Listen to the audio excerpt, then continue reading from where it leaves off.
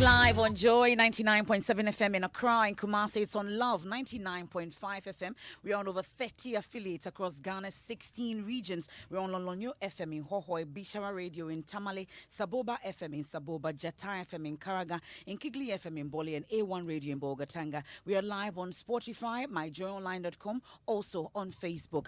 This afternoon, WHO experts head to Ghana to help the country respond to the outbreak of the deadly Marburg virus disease as investigations begin into the outbreak, which has so far killed 2 persons. Also, government racing against time to get striking teachers back to the classroom, with the 2 sides locked in a meeting this afternoon. But as that goes on, final year JHS pupils preparing for their BECs say they will blame government if they fail the exam.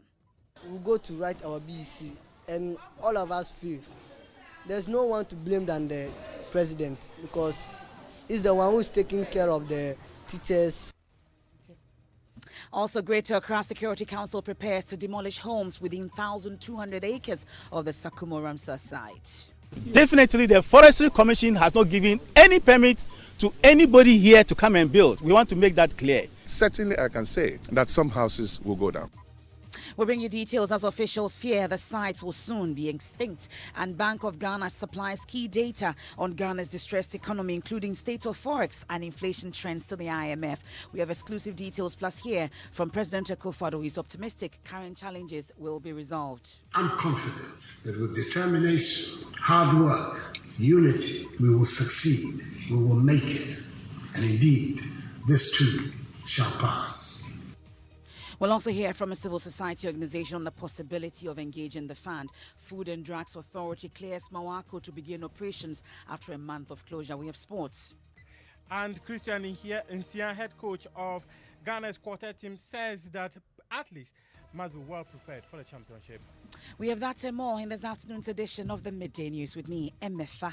Apawu, a gentle reminder that the experience is always better on our digital platforms. All you have to do is to look out for Joy 99.7 FM for our live feed. We are your home of independent, fearless, and credible journalism. Please stay for details.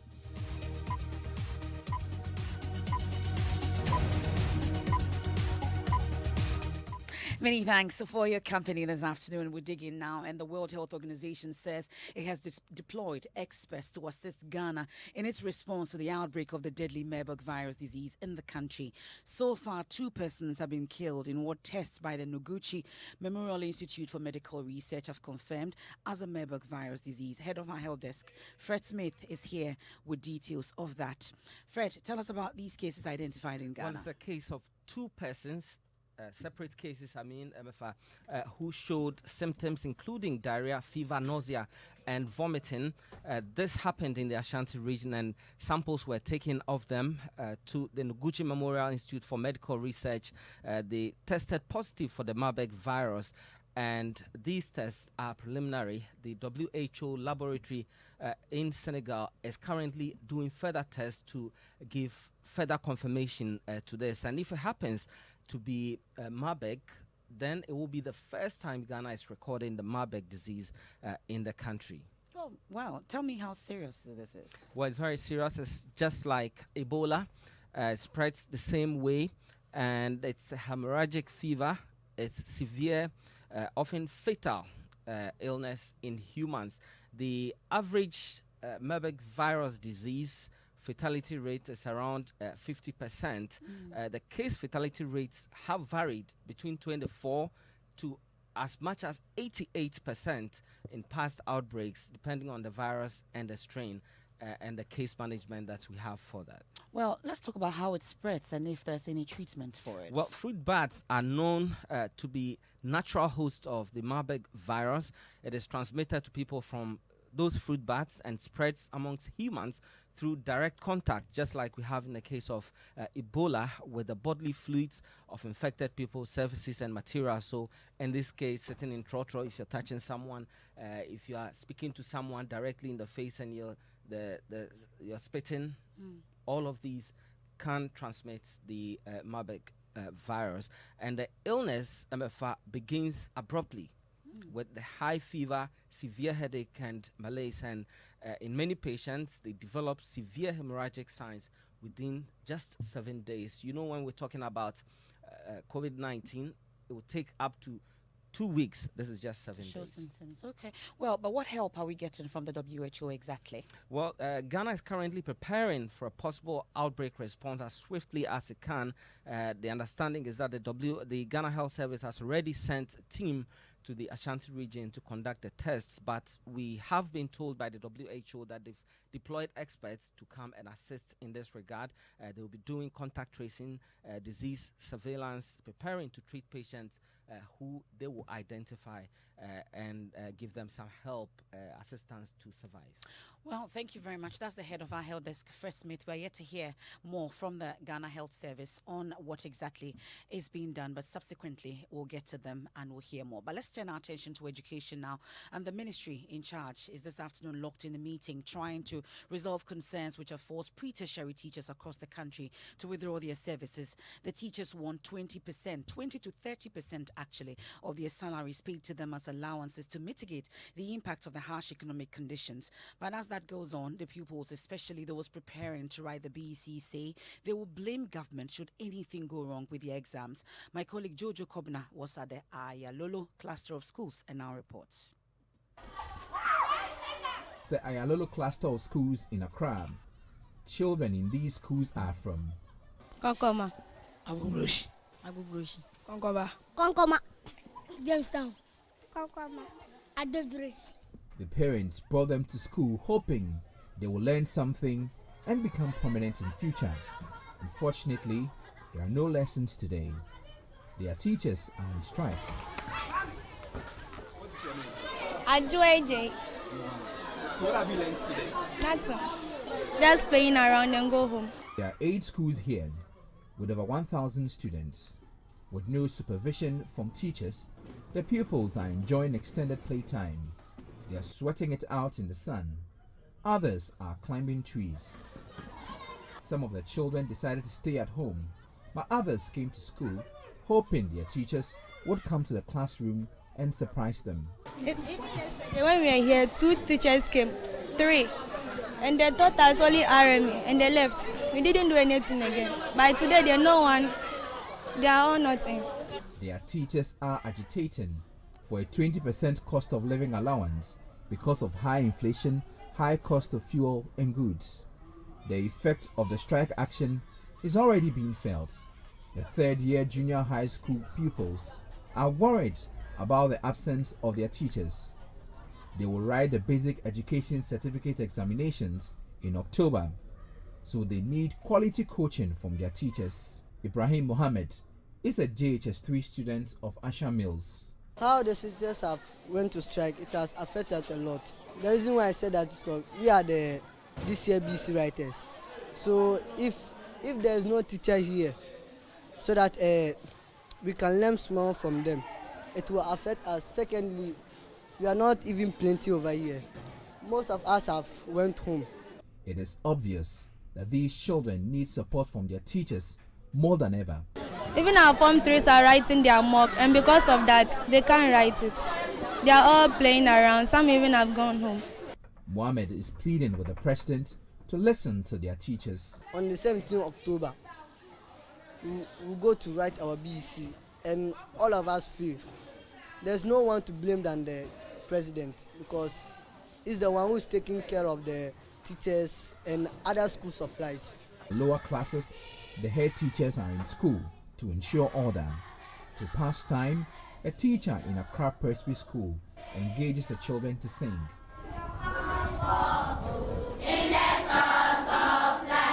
The children are in school, but it is evident that they are not enjoying quality education. If the teacher strike continues for a longer period, these children, who are already disadvantaged, will suffer needlessly. Jojo Kobna, Joy News. Well, in the latest development to the strike, the Teachers and Educational Workers Union, TEWU, is accusing some heads of senior high schools of intimidating its members with threats if they fail to resume work. Deputy General Secretary of TEWU, Charles Kufio, is assuring members to remain resolute and not bow to any pressure. We have identified it through reports from our regional officers. You know, we have regional officers in all the systems, and also we have membership in all the schools or the call centers in all the country, in all the secondary schools. and some primary school level. And reports indicating or written as is saying that some schools, we have a lot of evidence to that effect. But because we are having our own investigation, we want to keep that one to ourselves. So you are writing to the Ghana Education Service to do what?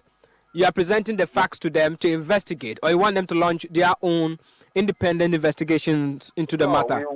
We want the Director General of the Ghana Education Service, for that matter, to advise those heads who are doing that to put a stop to it with immediate effect. And the question now is that why are they not also compelling teachers to go to the classroom, even though some teachers are just roaming about in the various schools and they are not able to do that? Well, let's get a reaction briefly from the Conference of Heads of Assisted Schools about this allegation. President of CHAS, Yakubu Abubakar, thankfully joins us on the line. We are grateful for your time. So we're hearing allegations from Tewu of intimidation from your members. What exactly is your response to these allegations? Hello, Alhaji Yakubu.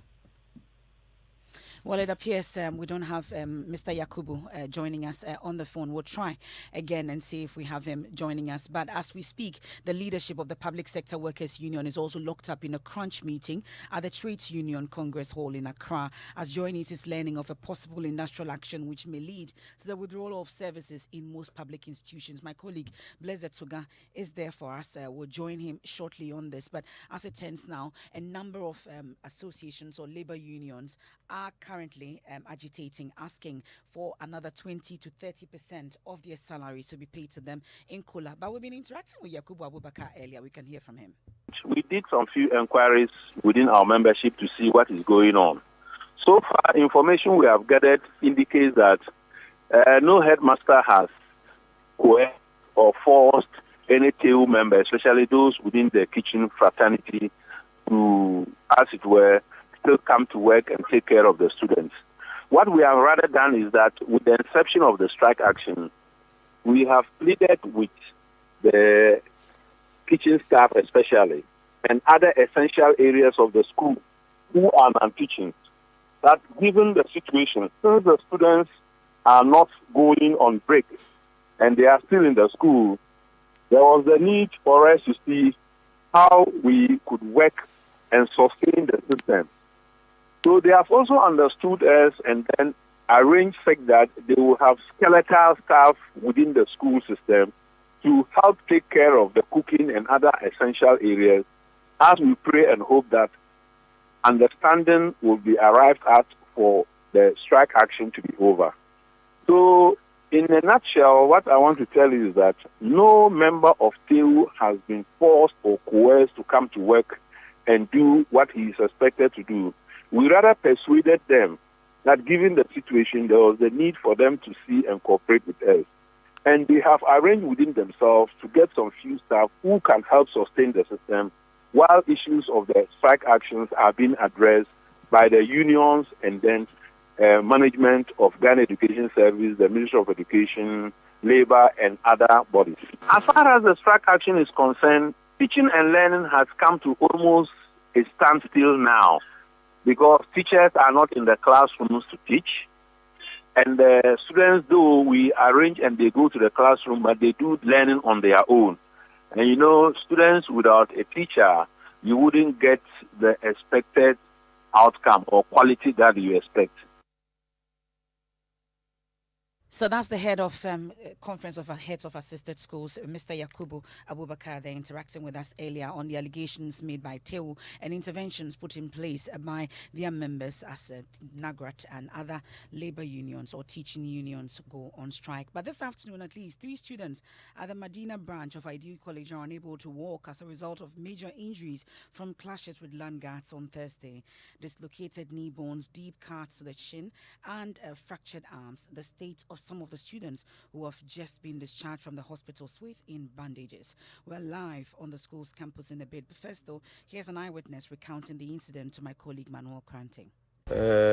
Land guard people and police people, where they come around UPSA for breaking what they call prof in land.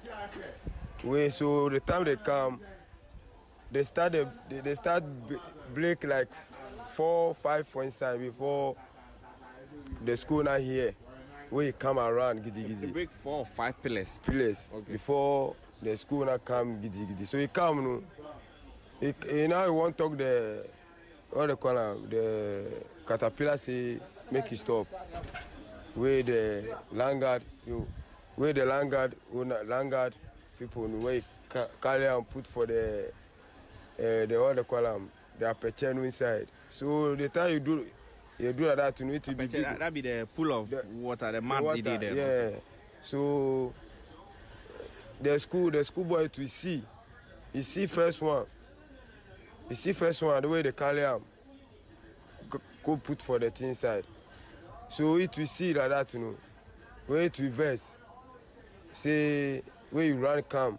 So you run come, the police people know they won't beat them and things where it hit the policeman in hand where the gun fall down. Where hold him. Put him for ground. So put the policeman for ground? Yeah, put the policeman for ground. So the time they put the policeman for ground, where the police people can't be beaten for the ground. Well, that's an eyewitness there interacting with my colleague Manuel Cranting, who's still there for us. Manuel, first, tell me what explanation has been given for the clashes. So, Emefa, we're told that there is a parcel of land which is currently in dispute. The school was actually in session when men believed to be landguards in the company of other officers believed to also be police officers because they were in police uniforms, came to the premises with a bulldozer and began, demolishing some of the pillars on the land. In fact, we're told that structure was to serve as a hostel for the students at the Ideal College Medina branch. So it had to take an intervention from the director of the school, who was also attacked by these suspected landguards. In response to the attack on the director, we're told that some of the students rushed to the scene, and then they were also attacked by these suspected landguards. I've gone to see some of the students. They are heavily bandaged, some of them to their shin. We're told that they are dislocated knee bones, and then also some deep cuts to their shin. They are just released, if you like, discharged from the hospital just about an hour or so ago, and they're currently on the school's campus. That's currently is the situation. I've been talking to some of the other students who tell me they are highly traumatized. Some of them are fearing that the landguards may be returning and, attacking them again. What's the current situation on campus, and the authorities in particular, what measures are they putting in place? We're told that a formal complaint has been lodged at the Legon police station.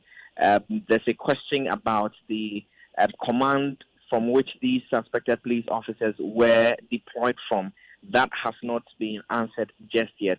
But we're told that officers from the Legon police station actually visited the school campus earlier this morning to ascertain the situation here and also urge calm while they continue investigations. The students, on the other hand, tell me that they are highly, highly traumatized, Emefa. That's my colleague Manuel Cranting reporting from the Ideal College branch in Medina, there where landguards have just been storming the school. But the leadership of the Public Sector Workers Union is locked up in a crunch meeting at the Trades Union Congress Hall in Accra, as we are learning of a possible industrial action which may lead to the withdrawal of services in most public institutions. Blessed Soga joins us at this time. What really have you been able to pick up from this? Hello, Blessed.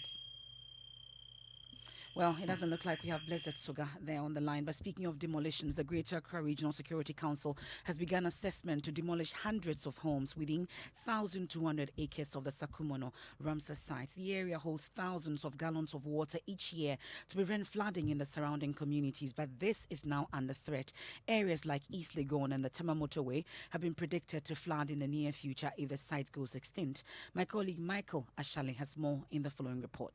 Originally spanning 3,500 acres, the Sakumo Ramsar site is one of 5 in Ghana. For migrating birds, it serves as a perfect rest stop and breeding ground. Lying between the ocean and the fresh water, it is a conducive environment for sea animals to spawn, particularly turtles. But soon, it may not be able to play this function. Over the last 30 years, more houses have sprung up in the core zone of the Ramsar. But currently, as we are speaking, the core area has been encroached upon. The buffer area is also fully encroached. As for the transition area, it's already full.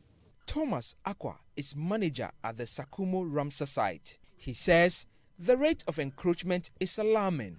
But as the whole place goes, it will get to a point where the whole area will be declared as not feasible to be used as a Ramsar site. And that will go against the whole nation. Definitely, the Forestry Commission has not given any permit to anybody here to come and build. We want to make that clear. According to the Forestry Commission, previous attempts to halt the further encroachment of the protected lands was interfered with. Pele David is the technical advisor of the chief executive of the Forestry Commission. You think we haven't done anything? I have led a demolition team to this place. The assemblyman, the presiding member, the chiefs, land guards came to stop us. Security people came with us and they brought a court injunction. We went to court to put an injunction on the building and the judge refused us and rather put an injunction on Forestry Commission. Ramsar sites also serve as holding bays for thousands of gallons of rainwater from the adjoining communities. It means that those who are living in East Legon, sooner or later will be submerged, if I'm right. Ajay Kojo, Ashaman is likely to be submerged. Ajingano, should there be any heavy rainfall? To save the dying biosphere, the Regional Security Council, led by the Regional Minister Henry Cote, plans to demolish all unauthorized buildings within the core zone. We will go back from here to be guided by the experts to tell us which area, the distance they want between the transition and the core. If they want to create a new core, that will be up to them. But certainly I can say that some houses will go down. Please, so lawyers, when you are writing, just know that you are encouraging illegality. The Forestry Commission can only hope that something will be done as soon as possible. For Joy News, Michael Ashali.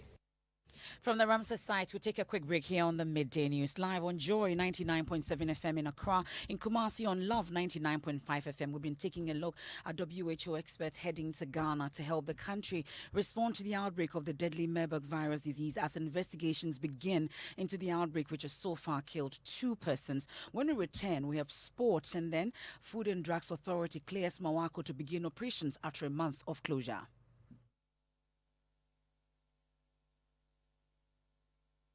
Brand new channel, Tia Robber, Emuno Tiao. Ewo DSTV channel 149 and Go TV channel 108. Enianom Akwaba Magic Ebusia. Edi Eniji Ewo Ghanaian programs mu Baufi. Ebi to say to have and to hold. Enyom Senior Kasie series any talk show. Bemo Wakao TV set Nechi. Akwaba Magic Ebusia. Ewo DSTV access to your 50 Ghana cedis per any Go TV value to your 25 Ghana cedis per Ebusia Akwaba.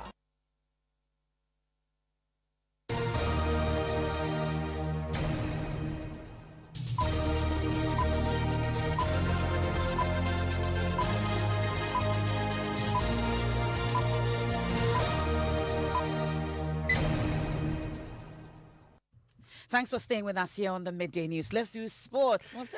Emefa, the World Athletics Championship is just 10 days away, but Team Ghana has not had any camping ahead of the competition. Coach and former sprinter Christian Isia has been speaking about how the team can compete. This is the one problem that I hope that we as a country fix. It's always a monetary problem. We are not able to get a team together to compete often. And also, even before this World Championships, we haven't been able to camp. However, having said that, we will make the best use of the time that we have. For example, it's advantageous to us that Azamati is not running the 200. So in that case, we will have 4 people starting on June 17th to get ready. Joe Paul will be iffy because of the fact that he will have to compete in the 200 right away on July 18th. So we have to manage that quite carefully. We have 5 athletes that we are taking for the 4x1. And so we have to make plans. We, the coaches, we have a platform that we discuss this. That is Christian Isia, who will be leading the technical team of Team Ghana to the World Athletics Championship. Thank you very much, Mufchao. Well, we know this afternoon that 65 public sector institutions made up of 27,000 workers are likely to strike from Tuesday. And in the midst of that, President Akufo-Addo has tasked the board of the National Labour Commission to resolve all outstanding labour issues in the country. He wants the commission to be guided by the prevailing economic conditions in the country in their negotiations with organised labour. These difficult economic circumstances in the country, which is affecting everybody, top to bottom, it'll take on an even added significance, the work that you're going to be doing. I believe that the promotion of industrial peace and harmony is a function of two things. That we establish a balance between what are the legitimate demands of labor, what are the capacities of employment of the employer. If we can strike a fair and equitable balance between the demand and the supply, as it were, it becomes a effective way of promoting industrial peace and harmony in our country. President Akufo-Addo there. So we know this afternoon from my colleague Blessed Sugan, who is currently at the TUC Hall. We are told that public sector workers unions, 65 of these members, and then also 27,000 workers are likely to start a strike from Tuesday. That's aside what we are witnessing now from 4 teacher unions who are currently on an indefinite strike asking for COLA. Now, Mawako Fast Food Limited is set to open its branches to the public again after a month of suspension of their services by the Food and Drugs Authority over a report of food poisoning at their East Legon branch. The opening comes after the FDA expressed satisfaction with the progress made in the implementation of the corrective prevention actions after an examination of the company's facilities. My colleague Joseph Akable joins me in studio with details of the statement released by the FDA. Blay, we know there are 2 statements from the FDA. Why? So one is directed at the Belempe branch, while the other has to do with the East Legon branch, but both communicate the same thing, and it indicates that they want to inform Mawako that FDA is satisfied with the progress made in implementation of the CAPA to forestall any future food poisoning incidents. The Food and Drugs Authority hereby lifts the suspension, catering services placed on your facility, and so Morocco is now open per this directive from the FDA. Okay, that's interesting. We'll be following up on that and get you more updates. But residents of Pabamene in number 1 in the Ashanti region cannot use a new 32-seater toilet facility because a river deity says its commissioning will need a human sacrifice. Not just one, we are told about 5. A priestess serving the Tano gods guardians of the Bomofua stream close to the facility told Inshira FM that the gods are angry with residents' constant dumping of waste disposal in the stream. She says also that the gods are unhappy with the siting of the septic tank to the facility and would demand 5 lives if the toilet is to be made operational. Nane Wuku has more in this report. The Ampabame Community Self-Help Toilet Project was 2005 in the Apawu district of the Ashanti region. It was completed 15 years later. Show constraints. Assembly member of the area, Richard Ofusuhene, says after commissioning of the project, due to price demand for human sacrifice and had to be locked up. After completion, we handed over the keys back to the chiefs and the elders of the community because they gave us the money to complete this particular project. The highest to take care of the project. So after 2 weeks later on that, we heard that the person said people are not patronizing. So we therefore try to interrogate the person to know why he had some more in the community that people are saying there's a spiritual on. The 32-seater toilet facility sits close to the Bomofia stream and a walking distance to the Tano shrine. Priestess of the Tano gods, after what looked like an hour of consultations with the gods, told the news team the facility cannot be without human sacrifice. The declaration is scaring people away from patronizing the facility. The assembly member says he will work with some elders of the community to perform the necessary ritual. Richard Ofusuhene. Nana said there is so many spiritual things that we should be done. That will be the appropriate way for us to do before commissioning the facility. Two-seater facility will be the second public toilet in the town to serve the larger population if commissioned. Ewukuma Lakes report for Joy News. Now, it's been 48 hours of crucial talks between top government officials and the IMF.